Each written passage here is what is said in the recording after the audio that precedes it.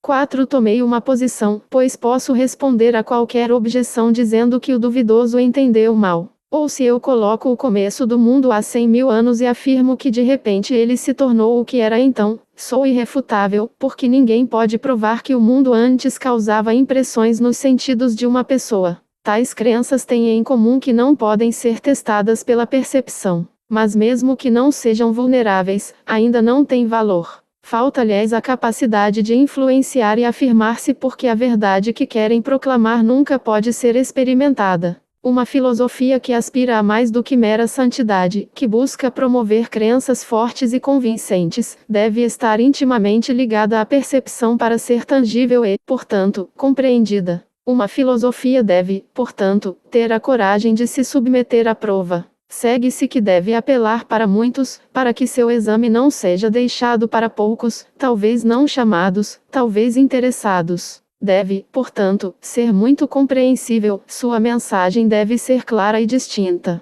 Quando um pensamento é claramente expresso, ele se destaca nitidamente e o leitor é capaz de compreender seu significado. Se a apresentação for clara, a conexão entre os vários pensamentos é clara. Além de clareza, economia é necessária. Quem precisa de mais palavras do que as suficientes expõe-se à suspeita de que, como disse de forma indireta, também pensava da mesma forma. O assunto da investigação filosófica não é restrito em nenhum lugar. Uma vez que pode convocar qualquer crença perante seu fórum, afeta o mundo inteiro. Esta afirmação orgulhosa pode levar muitos a acreditar que a filosofia lidará apenas com os problemas mais elevados, pois o simples e evidente parece-lhes indigno do trabalho de investigação. Mas estes são apanhados em um erro perdoável, mas forte. Os primeiros e aparentemente mais seguros princípios são brechas para erros de raciocínio. Uma linha de pensamento intrincada raramente está errada, exceto em seus julgamentos básicos, porque o pensador, alertado pela complexidade, examina cuidadosamente cada elo dela.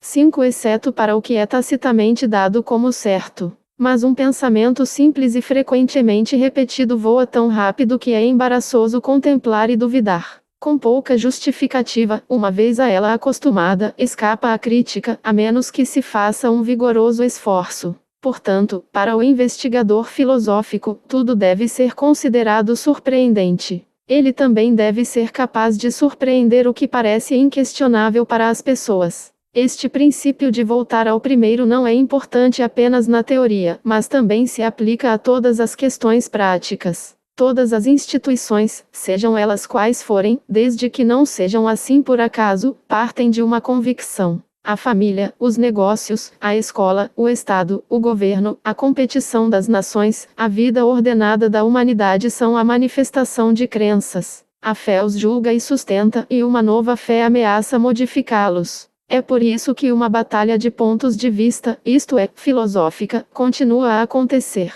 A parte derrotada gosta de se retirar para o matagal e a escuridão dos termos mal definidos e dos pensamentos vagos. Voltar aos primeiros princípios significa reforçar a definição e a certeza. Só assim é possível destruir o adversário derrotado e abrir caminho para melhor. A relutância que se sente em examinar suas crenças bem estabelecidas diminui quanto mais se mergulha na tarefa. E aos poucos essa pesquisa se torna uma alegria. Porque vocês se conhecem e descobrem habilidades inimagináveis. Com este empreendimento, entra-se numa caverna escura, por assim dizer, na qual só se pode entrar tateando e com extrema cautela. Mas aos poucos a escuridão se dissipa, o preto se torna cinza, encontram-se pedras raras que se cristalizaram por longos períodos de tempo no ritmo imperturbável das forças. E, finalmente, é como se o sol estivesse nascendo e brilhando em um novo mundo glorioso. No entanto, a pesquisa conjunta de muitos e a comunicação dos resultados a outros pesquisadores representam um problema difícil.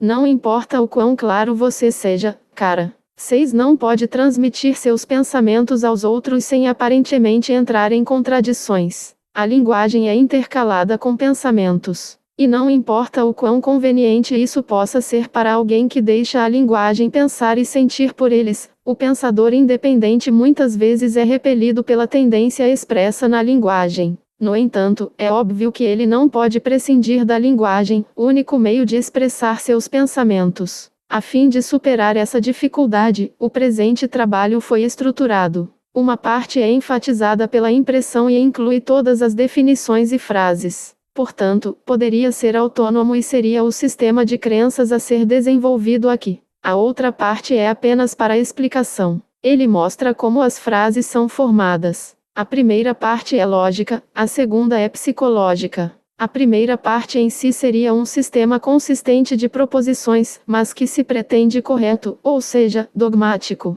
O resto está lá para apoiar as reivindicações das sentenças. Esta segunda parte funciona como uma disputa entre pessoas educadas, muitas vezes é uma pesagem e avaliação de pontos de vista opostos. Isso é apenas uma questão de argumentar com honestidade e seriedade. Para ele, a linguagem pode ser usada sem escrúpulos. Para a disputa entre autor e leitor é necessário prever como uma decisão deve ser tomada em caso de divergências de opinião. Deve ser nomeado um tribunal arbitral ao qual ambos possam recorrer e cuja imparcialidade seja inquestionável. Tal coisa se apresenta naturalmente. No topo está todo julgamento unânime de todas as pessoas razoáveis. Em segundo lugar está o experimento repetível e a experiência controlável. Em terceiro lugar está a autoconsciência, a introspecção. Este tribunal tem poder de decisão final em todos os pontos em disputa. Essa estipulação nos separa desde o início dos filósofos que derivam seus pontos de vista da história.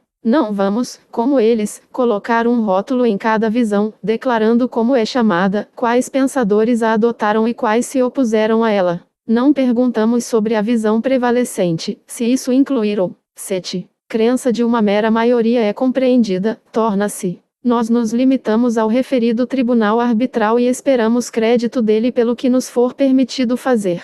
Consideramos os pontos de vista assim desenvolvidos como sendo baseados na razão. E deles esperamos que acalmem qualquer agitação. 2. A fundação. Quando refletimos, para ver o mundo como um enigma e um problema, é necessário, antes de mais nada, afastar nossos julgamentos e preconceitos, destruir, por assim dizer, nossas ideias habituais, para depois, examinando-as cuidadosamente, gradualmente deixe-os surgir novamente.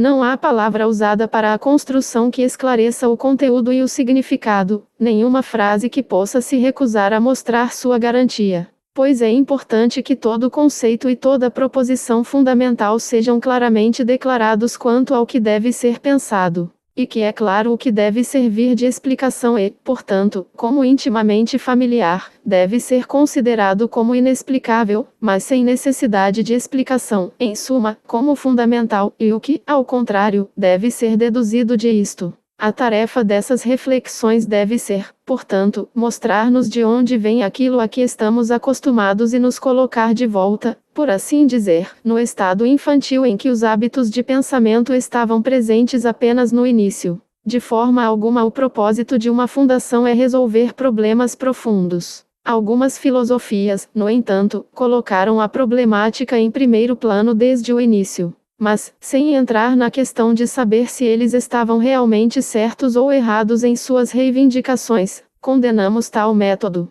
Afinal, é claro que toda filosofia, mesmo que o faça de forma implícita, deve partir dos primeiros pressupostos. Além disso, é evidente que na exposição deste original, si mesmo consegue. 9. Devido às condições impostas pela violência, a pesquisa só pode visar o provisório, porque os problemas mais profundos devem primeiro ser apreendidos e colocados antes de serem enfrentados. Seria, portanto, pretensioso e inútil supor tacitamente que o trabalho preparatório que está sendo feito aqui foi feito. Isso certamente não tornaria as proposições mais plausíveis, nem os conceitos mais definidos e claros. E certamente não reduziria a possibilidade de estar errado. A primeira pergunta é por onde começar. Em primeiro lugar, da desconcertante variedade do que é apresentado, deve-se selecionar um ponto para o qual a atenção é primeiro atraída. Nesta situação, um grande filósofo, René Descartes, com os instintos seguros de um artista, indicou o ponto que está no meio da pintura filosófica, para o qual é portanto mais natural orientar.